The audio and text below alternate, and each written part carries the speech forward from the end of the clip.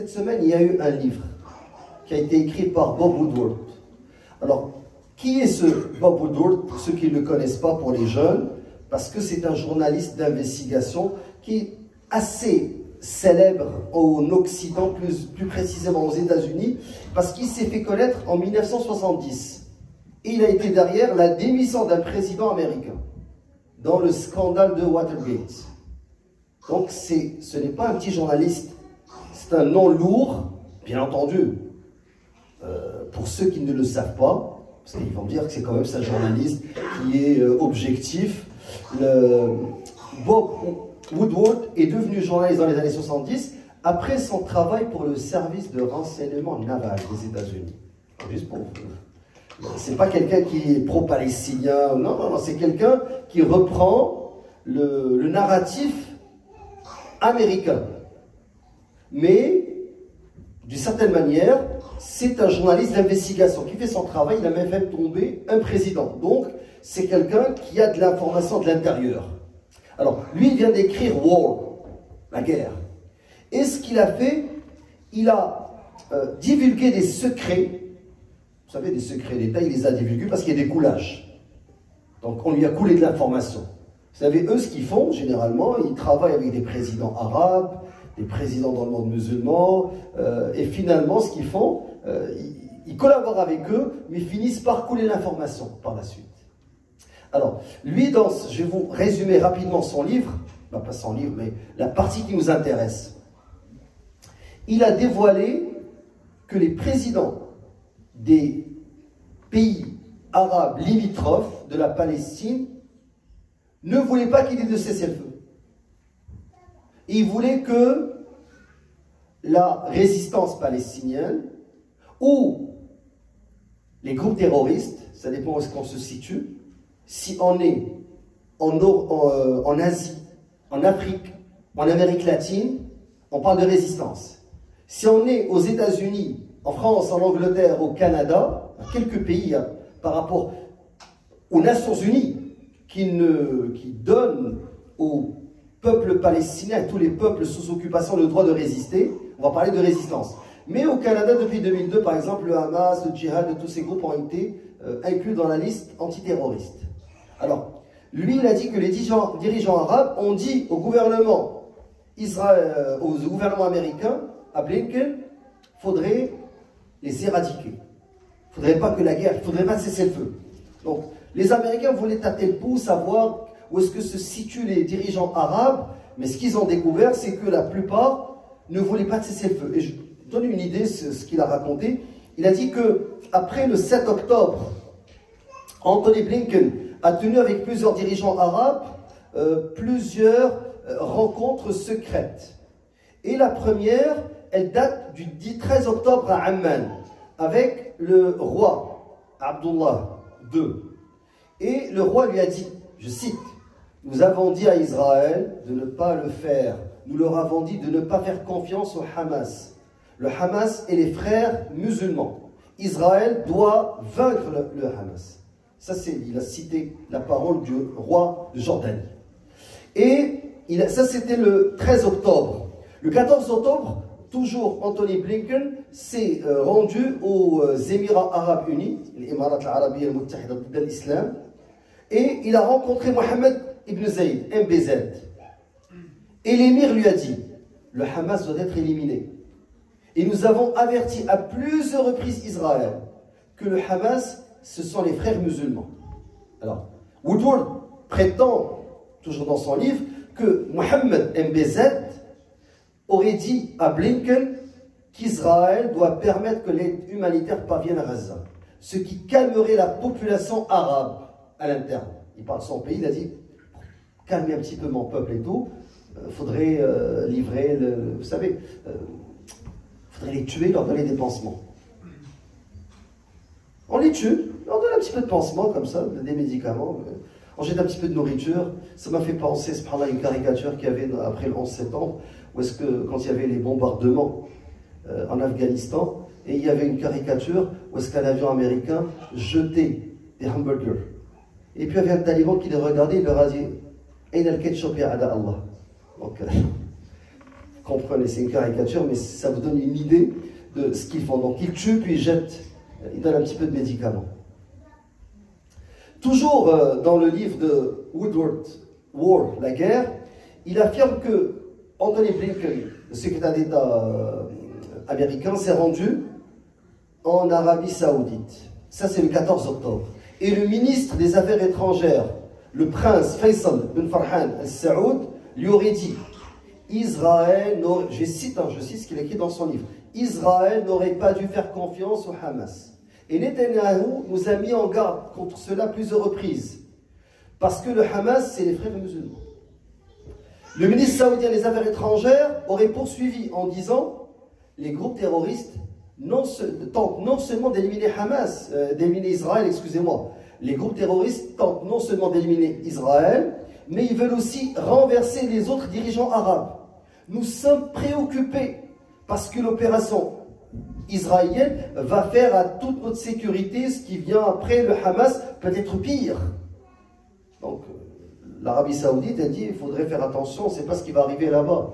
Vous savez, nos savants qui sont dans les prisons nous ont dit que Sham, Ardul Malahim, qu'à la fin des temps, Uqdar al-Mu'minin, les croyants vont se regrouper dans Sham. Faites attention à ce qui va arriver par la suite, il faudrait quand même.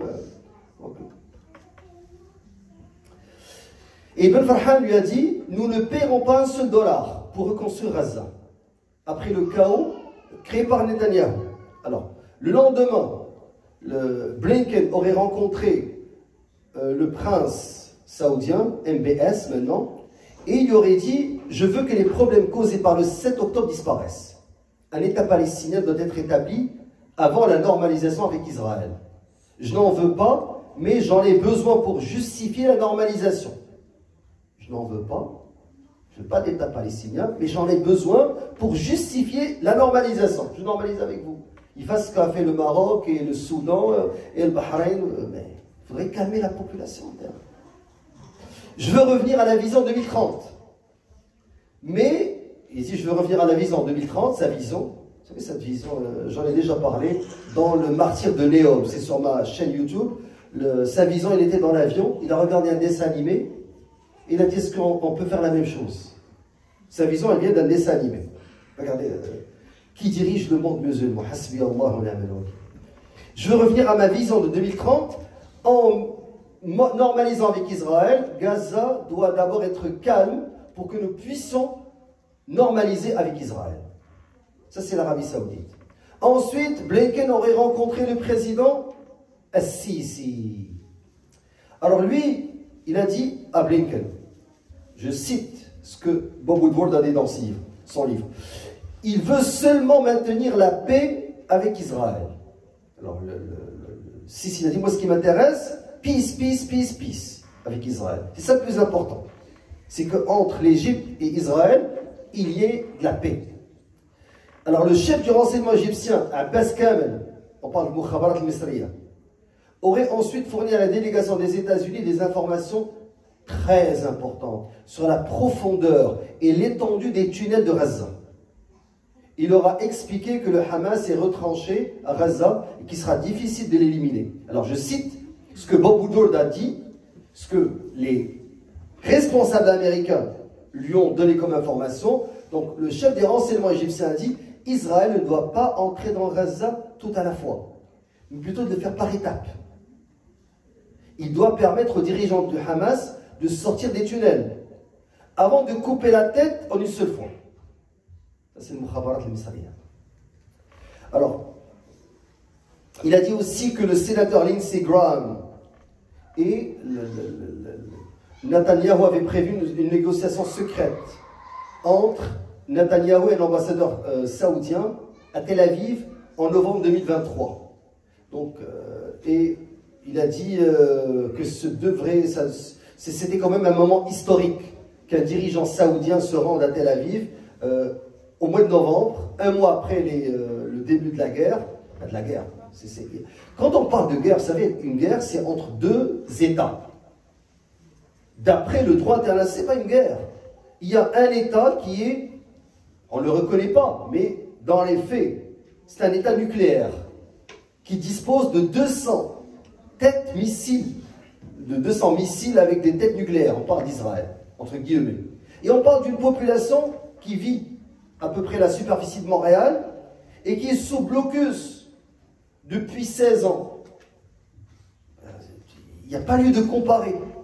Une population qui est encerclée par les airs, la mer, la terre, et qui n'a pas de ressources, et un pays, qui est Israël, qui reçoit une aide militaire et technologique de tous les pays occidentaux et qui est fourni en gaz par le voisin égyptien et qui est fourni en nourriture par la Turquie, par la Jordanie.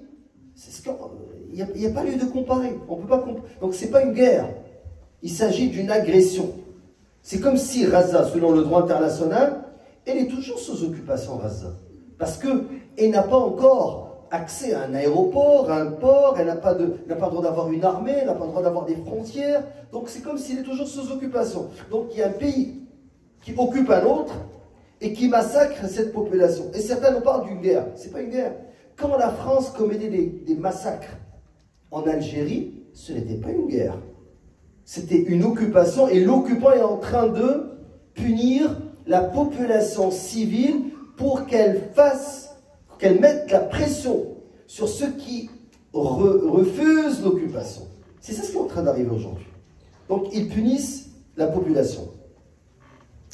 Bob Woodward a écrit dans son livre, juste pour être clair, toutes les interviews pour ce livre ont été menées sous la règle de base du journaliste de fond profond, il a dit. Ce que signifie que toutes les informations pourraient être utilisées, mais je ne dirais pas qu'il les a fournies.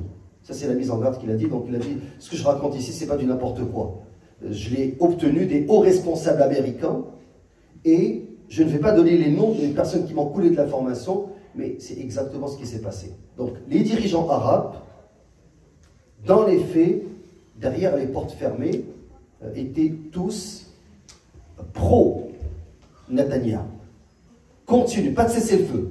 Même si, dans les faits, ils disaient on veut un cessez-le-feu, on veut que la guerre cesse. Mais ça, c'est pour vous donner une idée de cette alliance. Donc, cette alliance, ce qu'Allah Azzawajal nous dit, celui qui les prend pour alliés et l'un des leurs, ces dirigeants arabes, en fait, ils se sont alliés. Dans les faits, c'est ça l'alliance.